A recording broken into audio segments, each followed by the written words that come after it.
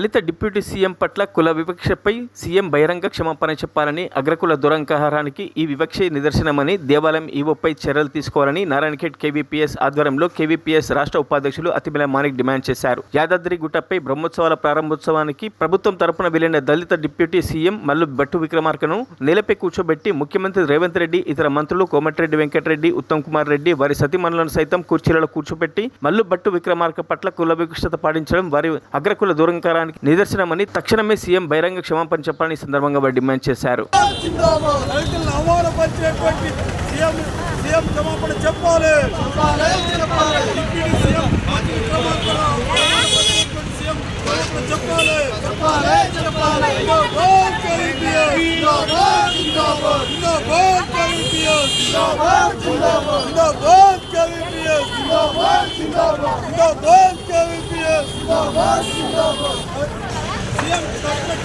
చెప్పాలి